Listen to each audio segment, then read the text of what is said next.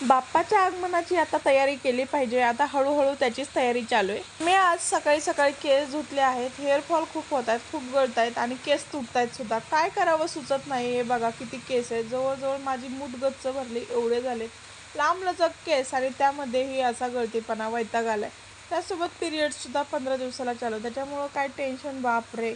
आता काय करावं सुचना झाले. कोरफडीचं ऑइल तर मी अगोदर बनवायचे, पण आता बनवायला मात्र वेळ भेटत नाही. अजून सर्दी होय. अजून ताप तापलं ये बाळा तुला. हे बघ कसा झोपलाय. मुलांचं करता करता पूर्ण दिवस निघून जातो, त्यात ते आजारी आणि स्वतःकडे लक्ष द्यायला मात्र वेळच भेटत नाही. आता गणपती बाप्पा येतात. कपडे तर धुवून टाकले मी अगोदरच, पण म्हटलं आता हे जे गोंडे आहेत झेंडू फुलांचे तर ते स्वच्छ धुवून घ्यावीत, कारण जेणेकरून वाळतील सुद्धा, कारण की वाळत नाही लवकर. आणि कंटिन्यू इकडे तर पाऊस चालू आहे. आता सातारमधलं वातावरण माहिती आहे सगळ्यांना कसं आहे ते. तर बघा 2 दिवस मी याला छान असं वाळून देते, कारण की ते वाळत नाहीत आणि त्यातलं पाणी निघत नाही. आहे प्लास्टिक, पण पाणी मात्र लवकर निघत नाही. आणि त्यात उन्हाचा प्रॉब्लेम, ऊन नसल्यामुळे हे सगळं चालतं. तुम्ही केली का गणपती बाप्पांची तयारी?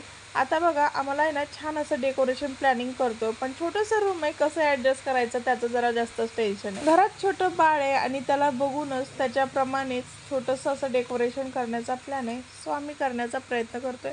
इथे छान असं हे वाळत घातले. त्यामध्ये मध्ये गोल्या करत होता, सायकल खेळत होता, सायकल गेटच्या जवळ नेत होता. जे की आम्ही उंचावर राहतो आणि गेटच्या जवळ सायकल जाण्याची जरा जास्तच भीती वाटते. आता 2 दिवस या कोंड्यांना वाळून दिलं. आता बघूयात पडदे वगैरे जे काय आहे ते धुवायची गरज लागेल का, आणि छत जो आहे बाप्पांचा तो सुद्धा धुण्याची गरज आहे का, कारण की मागच्या वर्षी सगळं काही धुवून ठेवलेलं होतं, तरी पण वर्षभर ते तसंच राहिले. मग त्याच्यामुळं बघूयात काय होतंय ते. बाप्पा तर वर्षातून घरी एकदाच येतात, पण त्यांची तयारी करायची म्हटलं की खूप उत्साह आणि आनंद, जल्लोष वाढतो. मुलांच्या प्रतिक्रिया तर बापरे, अजून दररोज विचारता. वेदिका विचारते, मम्मा कधी येणार आहेत बाप्पा. आता यूट्यूब चालू केलं की बाप्पाच दिसतात. असा होता आजचा मिनी ब्लॉग. कसा वाटला नक्की सांगा. बाय.